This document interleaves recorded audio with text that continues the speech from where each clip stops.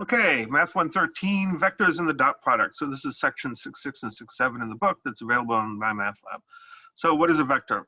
It's a direction and a magnitude. And of course, what the heck does that mean?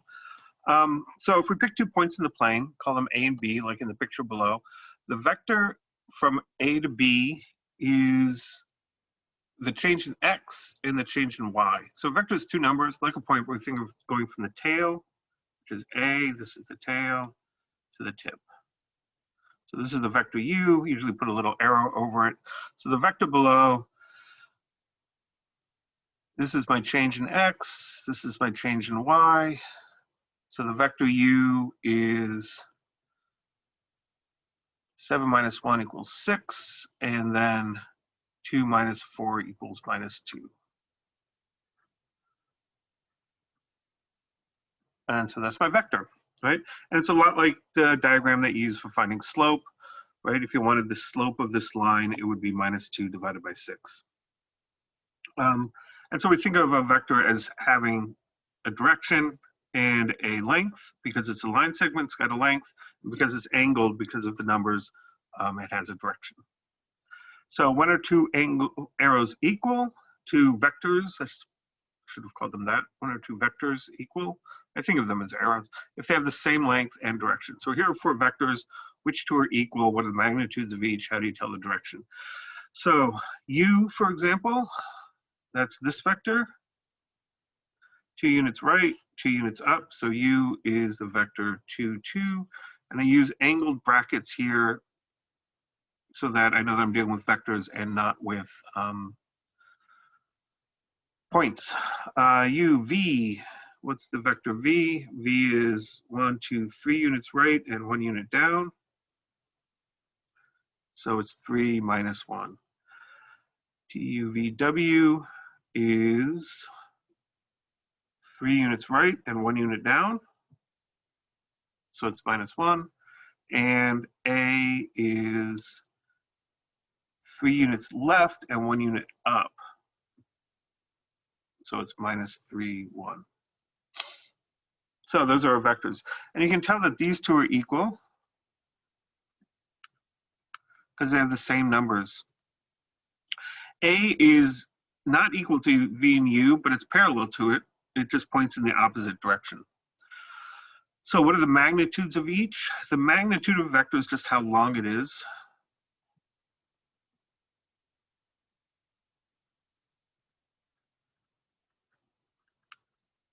And we denote it by a double arrow.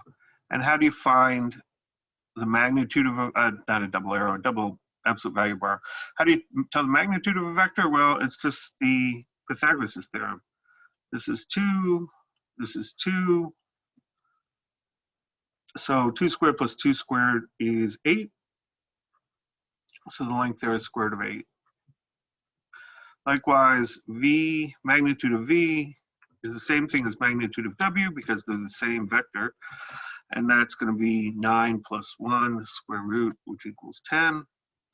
And A, magnitude of A is minus 3 times minus 3, which is 9 plus 1, because of the 1 squared equals square root of 10. And that should also be the square root of 10.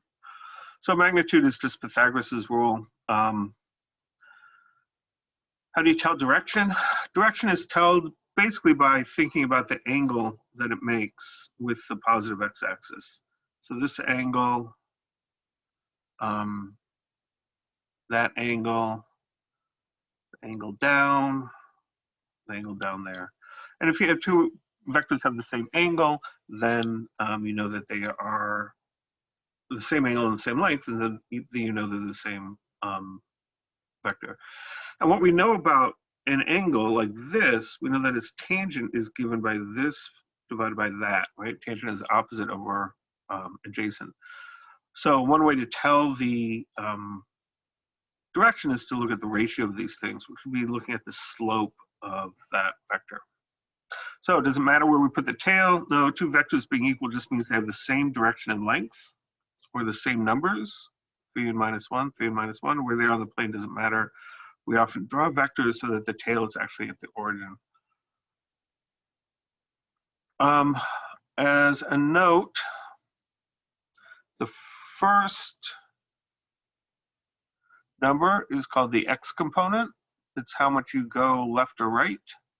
And the second number is called the y component. And it's how much you go up and down. So this is a standardized way to write vectors. Yes, ij unit vectors. I usually write unit vectors with a little hat to indicate that they are a unit vector. And a unit vector means, the unit in unit vector means length 1. So I hat is the vector 1, 0. And if you look at the length of I hat, it'd be 1 squared plus 0 squared square root, which is 1. J hat is the vector 0, 1. And, oops,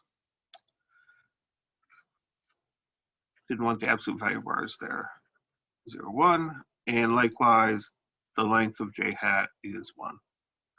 So here's a vector. Zoom out a bit so we can see the whole thing.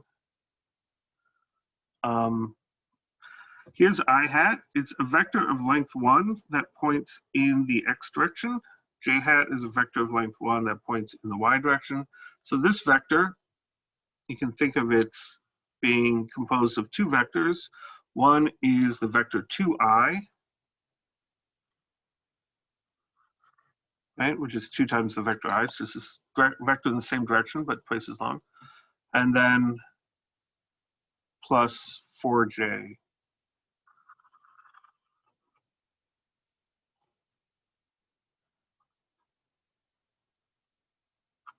For j hat. So the vector w has components 2, 4, because that's where this point is. And we can also write that as 2 steps in the positive I hat direction, which is along the x-axis, plus 4 steps in the y direction, which is j hat.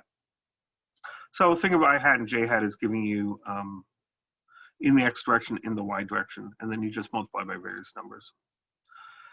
So can we add, subtract, multiply, divide vectors? Yes, yes, sort of, and no, as it turns out. Addition, you can do geometry and algebraic. Subtraction is also geometric and algebraic. Multiplication by scalar is just rescaling. What you can't do is multiply vectors by vectors, kind of. So we'll see how that works out. You can't divide vectors in any case. So how do we add vectors? We sort of added 2 vectors here, right? The vector w is the vector 2i plus the vector 4j, and that's the j hat. That's the basic idea of adding vectors, is you take one vector and then you put the other vector at with its tail at the tip of the first vector, and just see where that goes. So 1, 2, and minus 3, 4. So algebraically,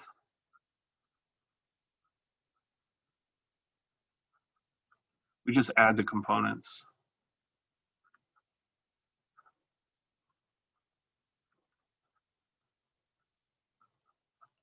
So v plus w is 1 plus minus 3, 2 plus 4. We're just adding these components. So v plus w is minus 2, 6. So easy enough. What's the drawing that we want to look at? So here's my x-axis, my y-axis. 1 and 1, 2. So here's my vector v. W is a vector that's minus 3, 4. So what I'll do from here is I'll build the vector w from there. So w goes 1, 2, 3 units to the left because it's minus 3, and then 1, 2, 3, 4 units up. So here's my vector w. And I can put W wherever I want, so I put it with its tail at the tip of V. And then V plus W is the resulting vector.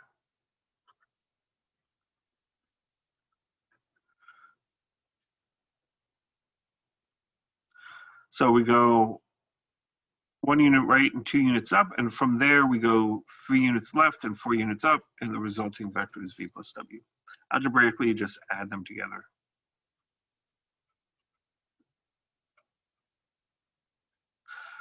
Good. So subtract vectors. Subtraction is the same thing. So we want W minus V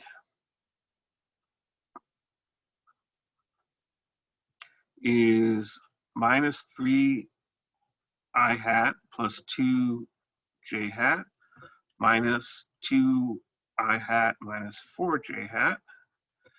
And if you do the subtraction, you just subtract like terms.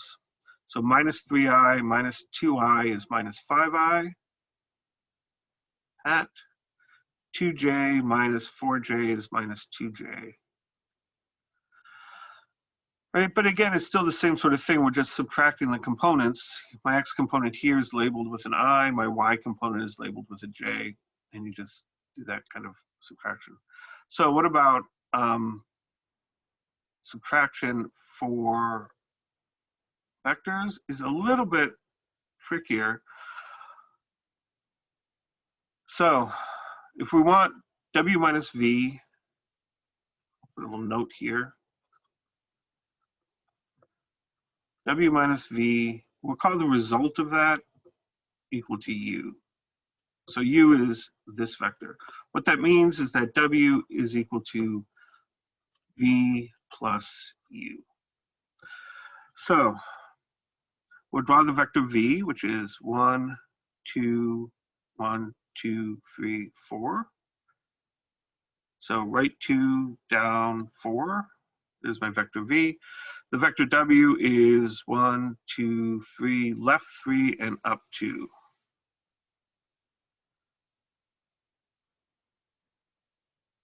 And there's the vector W.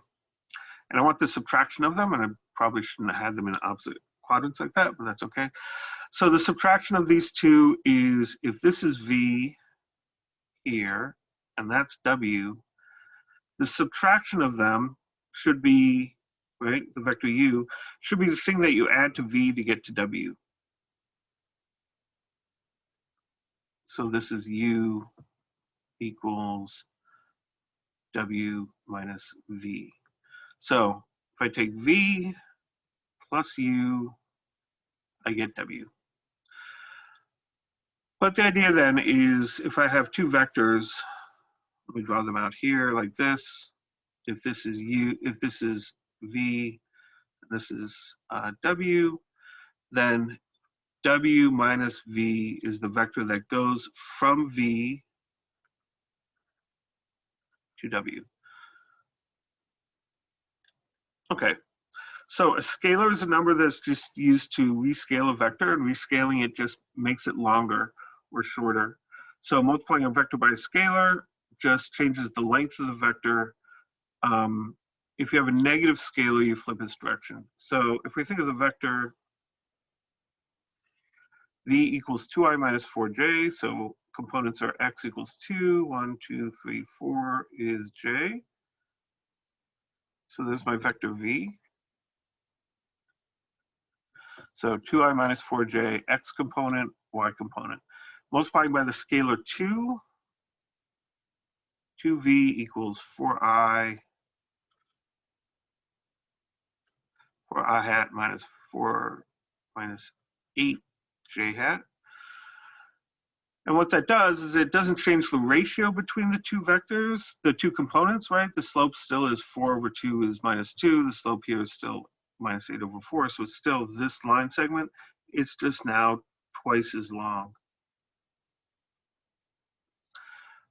1/2 V, that means multiply each component by 1/2. So you get I hat minus 2J hat, and that's here. So it's half as long as V. Minus 3V is minus 6I hat, just multiply all the components by 3, plus 12J hat. and that's way off in the opposite direction, right? Because it's flipping the directions. You go left 6 and then up 12. So multiplying by a number, right? And when we're thinking about vectors, numbers in terms of vectors, we think about them as, we call them scalars. And so multiplying a vector by a scalar just makes it longer or shorter. And if it's a negative scalar, it flips it around the in the other direction. So are there other unit vectors besides I hat and j hat? And yes, the unit vector and unit vector means the length of 1, as I mentioned above. So any vector of length 1 is a unit vector. And so in a sense, unit vectors just give you a direction. And to get a unit vector, you can just divide by length. So if W is minus 3 I hat plus 2 j hat, then the length of W is 9 plus 4 square root equals square root of 13. And again, how do I get this? It's Pythagoras' theorem, right? 9 minus 3 squared is 9, plus 2 squared is 4. 9 plus 4 is 13, and square root of 13 gives you the length.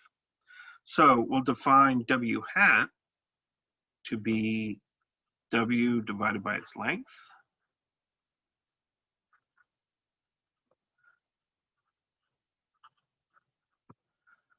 And when we're dividing by a scalar, that just means divide all the components by that scalar. And our claim is that the length of W hat equals 1. How do I get the length of W hat? Well, it's going to be this squared plus this squared square root. So it'll be 9 over 13 plus 4 over 13. Because I square both of these things, so I get the square root of 13 squared is square root of 13, and then we take the square root. But this is the square root of 13 over 13, which equals 1. So it is, in fact, a unit vector. So what we did is we took a vector, 1, 2, 1, 2, 3, 1, 2. Oh, that's the wrong way. Not bad. Fix those. Minus 3i. 1, 2, 3, 1, 2. So this is my vector, W.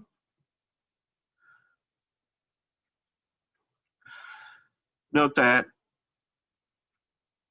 minus 3 along the x plus 2 along the y. To find the length of this, do Pythagoras' theorem. So W hat is length 1.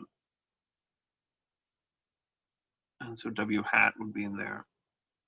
And if it's length 1, that means its tip has to be on the unit circle, right? And so we can do trigonometry there. So the vector W then we can rewrite as being equal to its length, which is square root of 13, times the unit vector. So we think of this as the magnitude. This is the length of the vector. The unit vector gives you the direction. Right? And so that's a very useful thing. If V is a vector and V hat is its unit vector, then shouldn't have circled that so that you can't read it. Then V is the length of V, the magnitude of V, times the unit vector in the same direction. So directions and angles, you can state vectors in terms of x and y components or terms of lengths and angle from the positive x-axis. So the vector V equals I minus j. What vector is that? That's 1 unit right, 1 unit down. So there's my vector V. So the length of V is x component squared plus y component squared square root, which is 2 square root because it's 1 plus 1. So square root 2. What's the angle?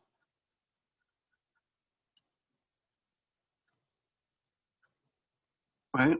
Well, if you've got the same side lengths, it's got to be 45-degree angle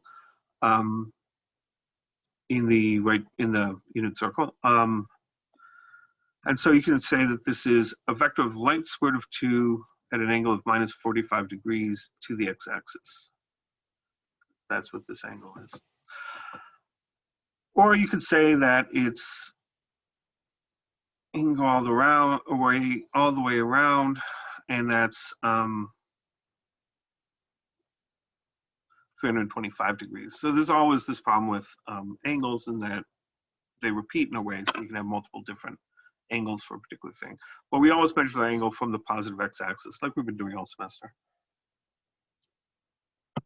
So suppose a vector makes an angle of 120 degrees with a positive x-axis and is a length of 10. Find x and y components, write it in ij notation. So 120 degrees is up here. Here's my vector v, and we're saying the length of v equals 10, except I shouldn't be putting it there because I need to draw a triangle. So what I want to know is what's the x component and the y component? Well, that's this triangle. So to figure out the x component, which is the adjacent, and the y component, which is the opposite, I need to know what this angle is. But if I know that this is 120 degrees,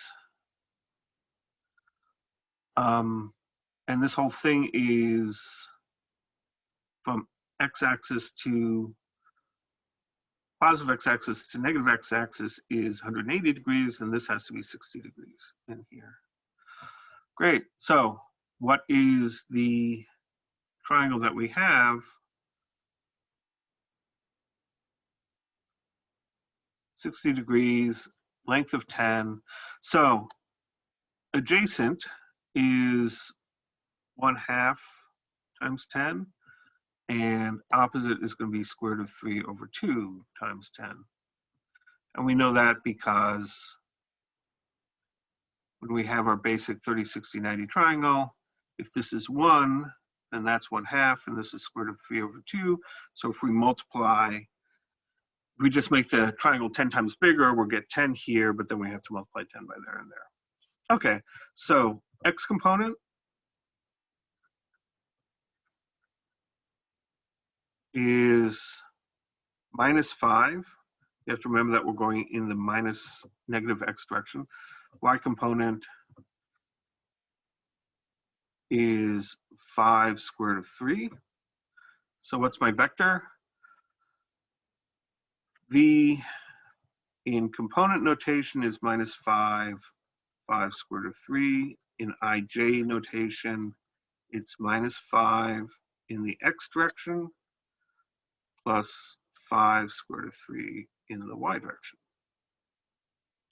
So, and that's sort of basic trigonometry that we've been doing. So what's a dot product? A dot product is one of the ways that you can multiply vectors. Scalar multiplication, which we've seen, which just rescales everything. And another is a dot product. If you keep going on, you'll find something else called the cross product. So the dot product is pretty straightforward. You just multiply the x components together, multiply the y components together, right? So vector v is v1 times I plus v2 times j. Vector w is w1 times I plus w2 times j. You just multiply the components together to get the dot product. So v dot w is 1 times -3. So multiply the x components plus 2 times 4.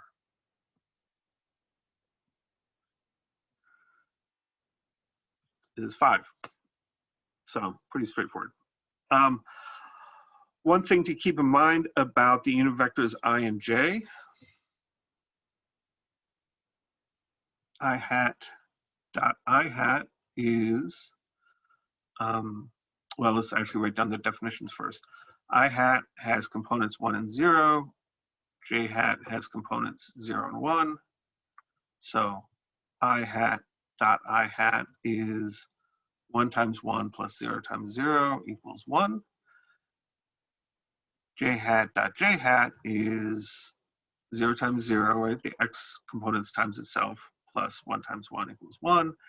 And I hat dot j hat, 1 times 0 plus 0 times 1 equals 0. So that's useful when we're dealing with dot products involving i's and j's. So what's v dot w 3i hat minus 7j hat dot I hat plus 12j hat.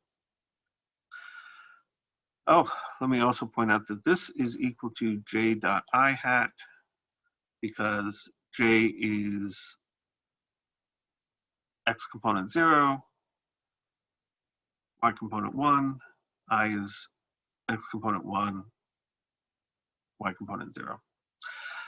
So if we multiply this out, just FOIL,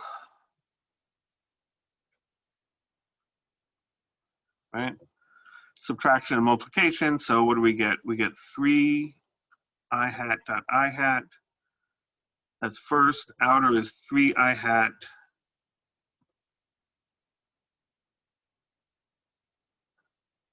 dot 12 j hat, and then minus 7 j hat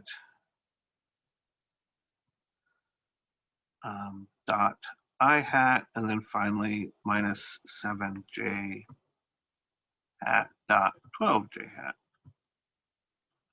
So I dot I is 1, so this just becomes a 3. Now we can group our scalars or just numbers together, so this becomes 36 I dot j, and then this becomes minus 7 j dot j hat dot I hat, and then minus 84 j hat dot j hat.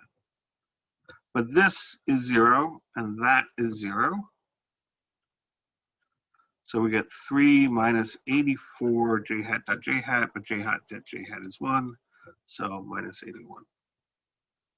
The I hat and j hat notation is actually quite useful, although sometimes at this point it doesn't seem like it.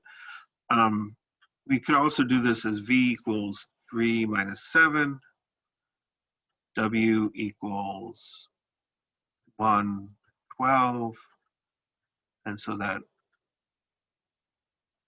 v dot w is 3 minus 84 equals minus 81 right off the bat, because we just know what the components are. Okay, so if we have a vector, 3i minus 7j, what's v dot v? One way to say this is that v is the vector 3 minus 7, and then v dot v is 9 plus 49 equals 58. But when we try and calculate the length of v, what we do is we take the x component and we square it, that gives me 9, take the y component and square it, and take the square root, right? So v dot v and the length of v are really calculating the same numbers, and so we see that v dot v is equal to the length of v quantity squared, because 58 is square root of 58 squared. And this is true in general, right? If you take a vector, v with a component, call this x component, well, we'll call it a, and this b, then v dot v is a times a plus b times b, but the length of v is the hypotenuse, and we know that c squared equals a squared plus b squared, so v dot v has to be equal to the length. And that's true for any vector, and so that's a very useful thing as well. So here are some properties of the dot product. I just sort of cut and pasted this in. If u, v, and w are vectors, c is a scalar. Scalar just means it's a number. Then Like multiplication, it's commutative. Dot product distributes like multiplication over addition. 0 dot a vector is equal to 0. This is what we just talked about. And C, if you have a scalar floating around, you can attach it to either vector, or you can take it out of both vectors if you want. So why are we so interested in dot product and vectors and stuff in a trig class? Well, this is the big thing, right? Is that the dot product is related to the law of cosines. So if we remember that the law of cosines for this triangle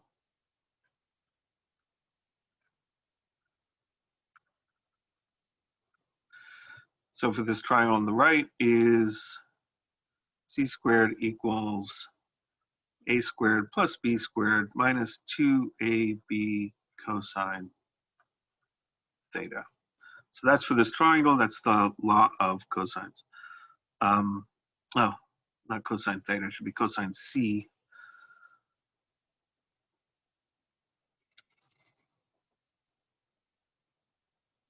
Right, where this c is the angle down here. Great. So what about this diagram on the left? Well, here's a vector v here and a vector u here. And the way that I've got this set up is like I've got a vector u plus this vector w gives me v. So that tells me that the vector w is the vector v minus u, because this vector goes from the tip of u to the tip of v. So they're the same triangle, actually, right? If you actually look at the lengths of everything, they're exactly the same triangle. So the length of w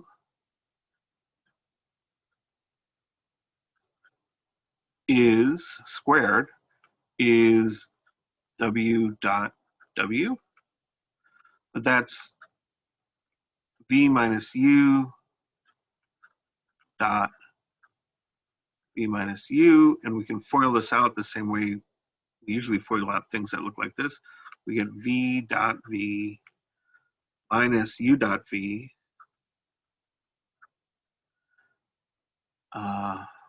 actually I did inner first, right? Minus v dot u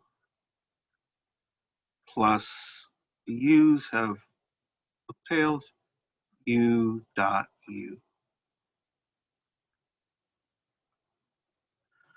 Great. A vector dotted with itself is the length of the vector. Doesn't matter which order we take the dot product. So minus 2u dot v, and then plus the length of u. And so if we rewrite this, the length of w squared equals the length of v squared plus the length of u squared minus 2u dot v. Great, but the length of w is c, the length of v is a, the length of u is b. So what we've got here is c squared equals length of v, and I'm calling that a squared plus b squared minus 2u dot v. So if we compare that equation to this equation, what we get is 2u dot v equals 2ab cosine of c. Canceling out the u's and saying that a is this length, that's the length of v,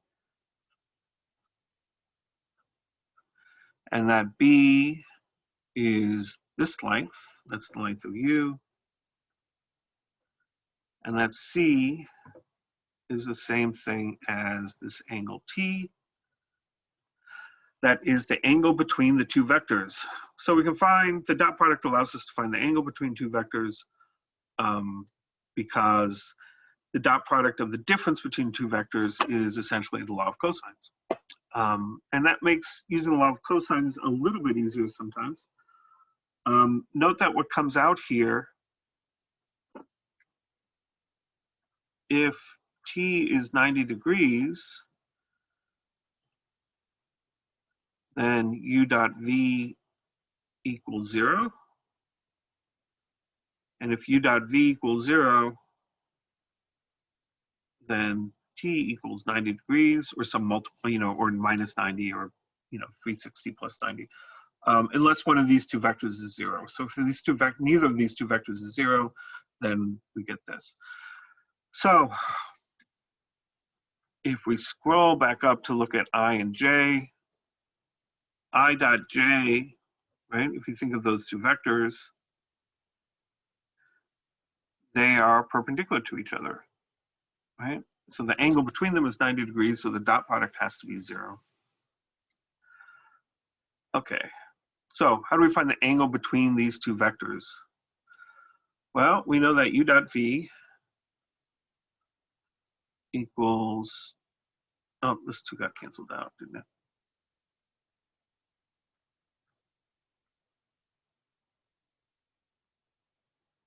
Hmm.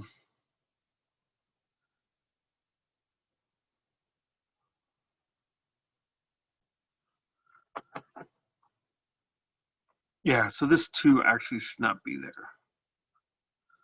It's just VW cosine t. So uv, coming back here, is u dot v is length of v, length of w, cosine of the angle between them.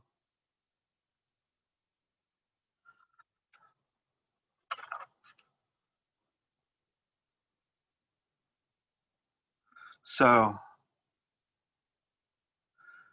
length of v is 1 plus 9 square root, which equals square root of 10, because we take the components, square them, add them together, and take the square root. Length of w is 4 plus 36, which is square root of 40. And u dot v, just multiply the components together, so 1 times 2 plus minus 3 times 6, which is minus 18. So that equals minus 16. So what do we get? Minus 16 equals square root of 10 times square root of 40 times cosine of the angle between them, minus 16 over square root of 400 equals cosine of t, and the square root of 400 is 20. So this is minus 16 over 20 equals cosine of t. We can use the inverse cosine to get what cosine is, and cosine is about 143 degrees by using the inverse cosine. So you can find the angle between two vectors by finding the dot product of the two vectors and the lengths of the two vectors, and then we get the angle. And finding the dot product is pretty quick. So which one of these are parallel and which ones are orthogonal? So orthogonal is another word that means perpendicular. I don't know why with vectors we talk about them being orthogonal rather than just being perpendicular. We often use this sign to say that V is orthogonal or perpendicular to W. So how do we tell if things are parallel, which ones are orthogonal, and which ones are not? So U dot V is 2 times 6 minus 3 times 4 equals 12 minus 12 equals 0. So what does that tell me? If the dot product is 0, as we mentioned above, then they're orthogonal. What about U dot W? Well, we multiply the components together. 2 times minus 12 is minus 24. Minus 3 times 18. 3 times 18 is 56, no, 54. And so that's minus 78. So they're not orthogonal. They're not perpendicular to each other because the dot product wasn't 0. What about u dot r? 2 times 3 is 6. Minus 3 times 3, that's actually plus 9, is 15. So u and r are not orthogonal because their dot product was not 0. What about, so that's u turns out to be orthogonal to v. Since u and v are perpendicular, we already know that v dot u is going to be equal to 0, but is v orthogonal to either w or r? Well, v dot w is 6 times minus 12, which is minus 72, plus 4 times 18, which is plus 72. So that equals 0. So that tells me that v is orthogonal to w. Is v orthogonal to r? We'll just shoehorn that one right in here. 6 times 3 is 18. 4 times minus 3 is minus 12. So that equals 6. So they're not orthogonal. So u is perpendicular to v. V is perpendicular to w. And I guess the last pair we have to check is w and r. You get minus 36, minus 56, 54, which is minus 90. So not perpendicular. So u and v are perpendicular and v and w are perpendicular. So v is perpendicular to both u and w. How do we check for parallel? That's a little bit trickier, right? It's easier to tell if they're perpendicular than to tell if they're parallel. So let's draw in some of our vectors. So we know that u is down here, and v is perpendicular to it. 1, 2, 3, 4, 5, 6. 1, 2, 3, 4, 5, 6. 1, 2, 3, 4. So we go off in a perpendicular direction, and we get the vector v.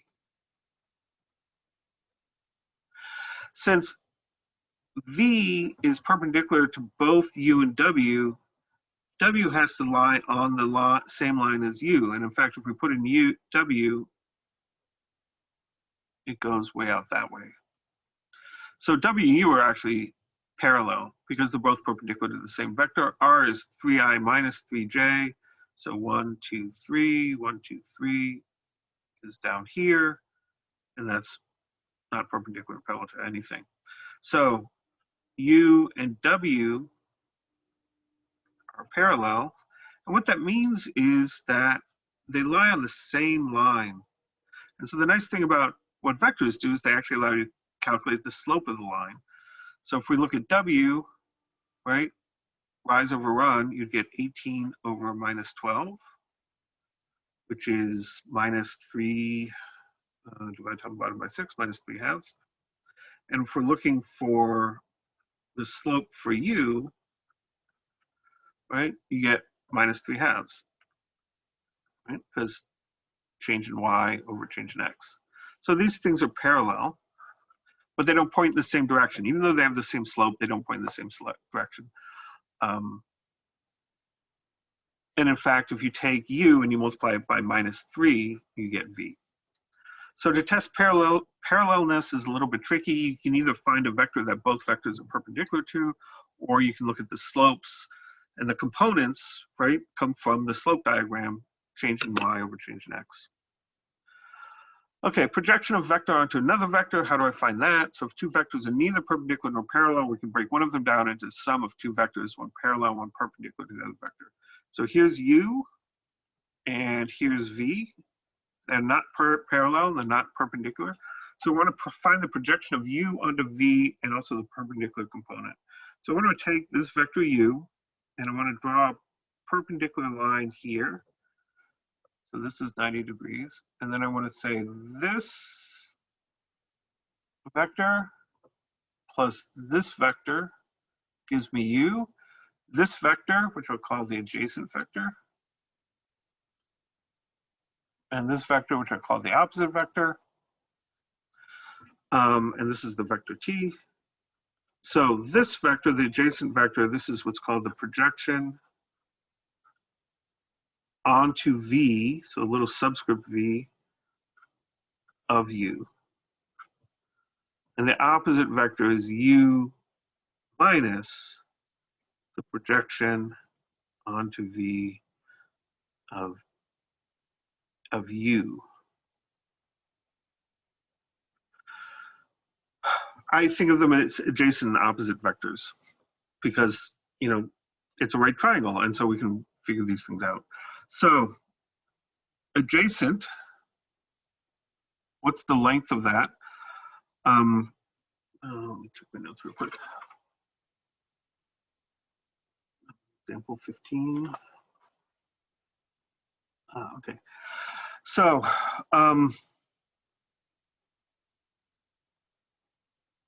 what I need to do is figure out the length of the adjacent vector times the length of the adjacent vector times the unit vector in the v direction. So it's length of adjacent vector times v hat. So what's the length of the adjacent vector? Well, the length of adjacent vector is the length of u times the cosine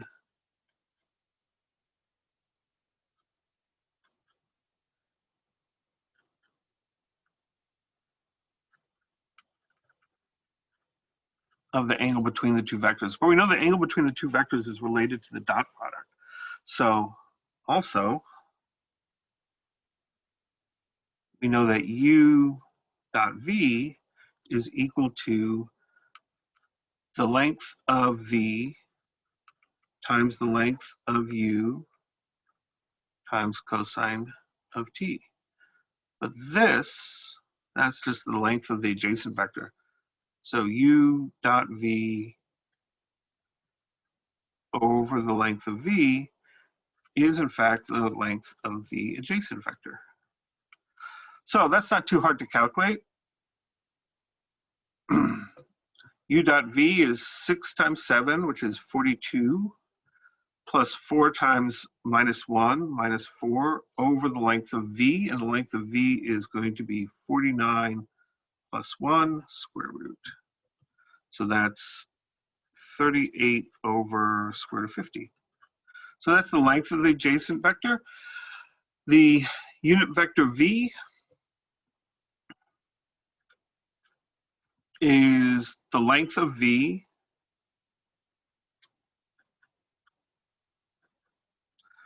times the vector v. So that's going to be 1 over square root of 50 times the vector v. So finally, what do we get for the adjacent vector?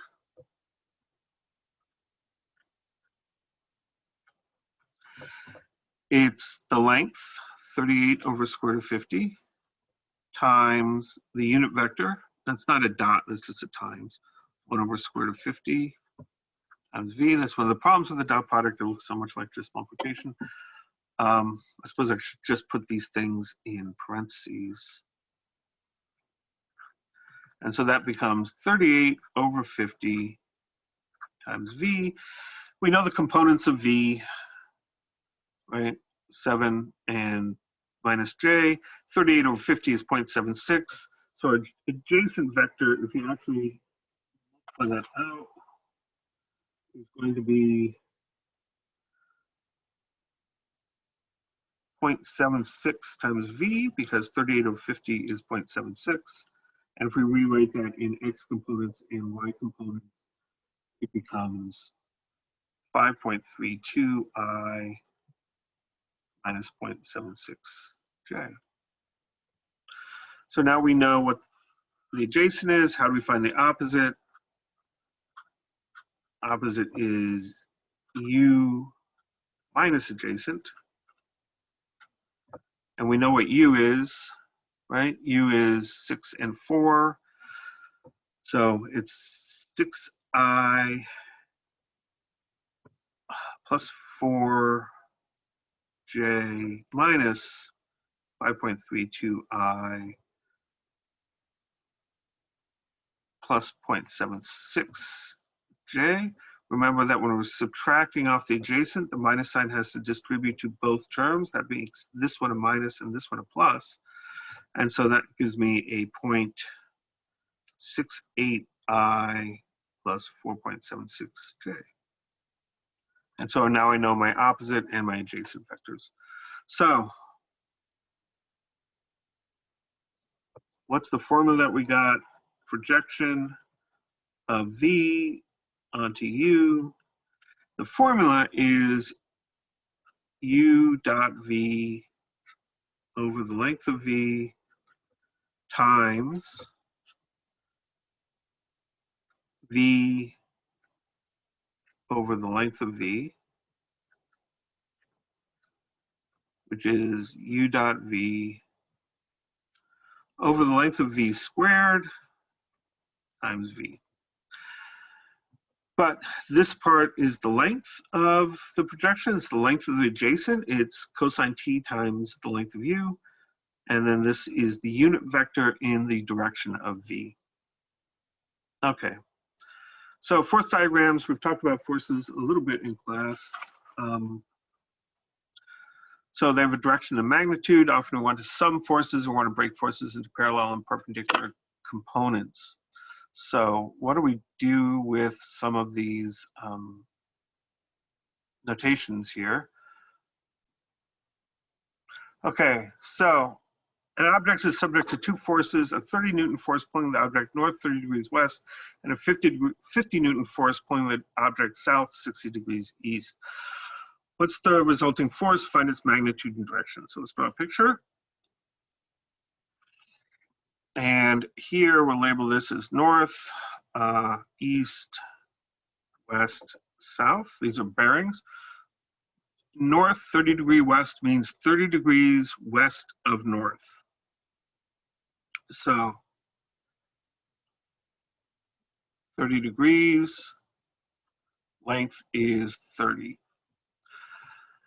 50 Newton force pulling the object south 60 degrees east. So that's 60 degrees east of south. So that means this direction. This is 60 degrees south, 60 degrees east. And this is 50 newtons. So what's the resulting force? Well, we'll break down each one of these vectors into components along the x-axis and the y-axis. And we see what's going on here. So this force, the 30 Newton one, is pulling it a little bit north and a lot north and a little bit west. This force down here, the 50 Newton one, is pulling it a lot east and some south. So where does it end up going? So we can figure out the components. If this is 30 and that's a 30-degree angle, then using our triangles, we know that this side has to be 30 times square root of 3 over 2, and this side has to be 30 times 1/2. Because square root of 3 over 2 is the adjacent in a 30, 60, 90 triangle. 1/2 is the opposite of 30 degrees, and we've rescaled everything by a length of 30. So 60-degree triangle here, that means this is 30 down there, so this must be 50 times 1/2 is the length of this, and the length of this must be 50 times square root of 3 over 2. So one force, we'll call it F1, that's the 30 Newton force, is 15 square root of 3. Sorry, that's backwards. I'll do the x first. Is minus 15 ji plus 15 square root of 3j. So minus 15i, because that's the left, and then plus j times 30 times square root of 3 over 2, and the 30 over 2 becomes a 15. F2, the second function, the second force vector, is its x component is a positive 15 square root of 3i, and its y component is a minus 25j. So the sum of the two is 15 root 3 minus 15i plus 15 root 3 minus 25 j hat. And so that gives us our vectors. The actual numbers there. So, and this turns out to be 28.30 I plus 0.98 j. So that's its magnitude, and it's pointing off in this direction. So what's its direction? What we want to know is what's this angle? Well, we know that this is 28.30. We know that this is 0.98. So this angle here, if we call this t as opposed to question mark, we know tangent of t is 0.98 over 28.30. And using the inverse tangent function tells us that t is 1.98 degrees. If we want to do this in bearings, you could say that this is east 1.98 degrees north. So it's 1.98 degrees north of east. So those are bearings. They're a little bit straightforward. You just have to remember that when we're looking at north, 30 degrees west, it's 30 degrees west of north, 1.9 degrees north of east. So that's that. Okay. So if you know the components, you can find the direction because the ratio of the components, change in y over change in x, that just gives you the angle tangent of t. So a 50 kilogram block rests on a ramp that is tilted at an angle of 40 degrees. What's the force of gravity? Force of gravity is m times g, which is, in this case, 50 is my mass, and g is a constant, which is 9.8. And so the force is 490, is its magnitude, but gravity points straight down. So this is actually the magnitude of F. F itself, as a vector, is minus 490j. And we want to break the vector into two parts, one that's along the ramp like this, and one that's perpendicular to the ramp like that. And we want to know what are those vectors. And again, this is like the projection thing that we were doing earlier. If I consider this to be the angle t, then this is the adjacent side, this is the opposite side, and I want to figure out what those two things are. I know that this is 40 degrees,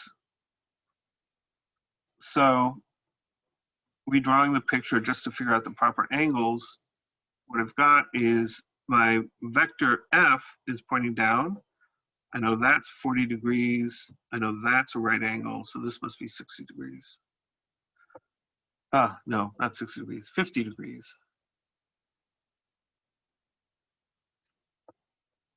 So this is 50 degrees. Okay, so I want to know what the adjacent is, and I want to know what the opposite is. That's going to be a right angle. I know what this angle is, and I know that this length is 490. So I can find out the lengths of these two sides by using a little trigonometry. The length of the adjacent vector is 490 times cosine of 50. And the length of the opposite vector is 490 times sine of 50. right? And you can do a little bit of grinding through your calculator, and this becomes 314.97, and this becomes 375.36. Have we figured out what the adjacent opposites are? Well, we figured out the lengths. We want to know what direction they're in.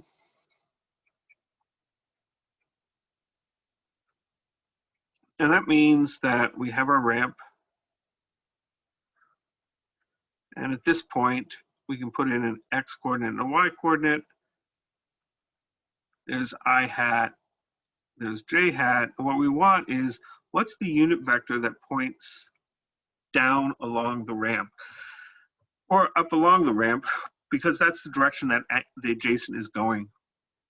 So this would be adjacent hat, the unit vector in the direction of the adjacent. But we know that this angle here must be 40 degrees. So the components of my adjacent hat would be minus cosine of 40 degrees times I hat minus sine of 40 degrees times j hat. Why is that? This length is pointing opposite of the I direction. That's why it's minus. If my adjacent hat has a length of 1, then this side here is going to be cosine 40 minus cosine 40. And this is the opposite, so that's going to be sine. So what I have here is a little triangle, which I've drawn over and over and over again, where this is 40 degrees, and this is my opposite. No, this is my adjacent. That's my opposite, and the hypotenuse is 1. So the length of adjacent is cosine 40, the length of the opposite is sine 40. So that gives me adjacent hat, and I can multiply that out. So what is the adjacent vector? That's 314.97 times the vector in the adjacent direction. The opposite vector is the force of gravity, which is minus 490j minus the adjacent vector. Right? And you can grind out the numbers if you're really interested in it. But what we really want to know is what's the direction and what's the length. Finally, what is work?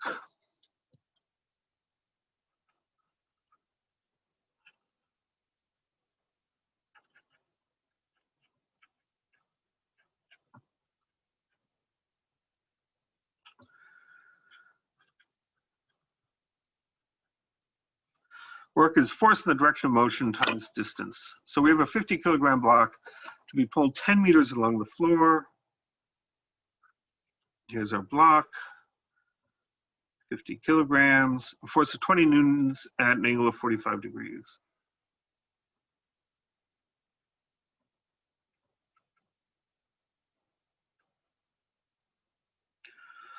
Great. So how far are we going? Distance, that's 10, because we want to haul this block over 10 meters. What's the force in the direction of motion? Well, the direction of motion is this way. The force can be broken up into two components, one along the motion and one perpendicular to the motion. So this part, the part along in the direction of the motion, that's the amount of force that's pulling the block. The vertical part is just partially lifting the block. So what is this? Well, if this is 45 degrees and this length is 20, then this must be 20.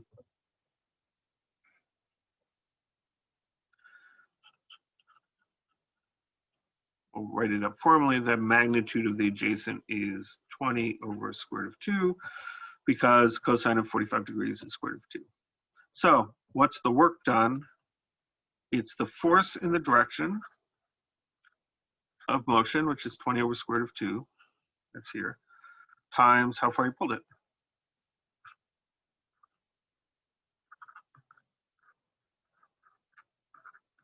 And that gives us our work. Okay, so it's kind of a long one.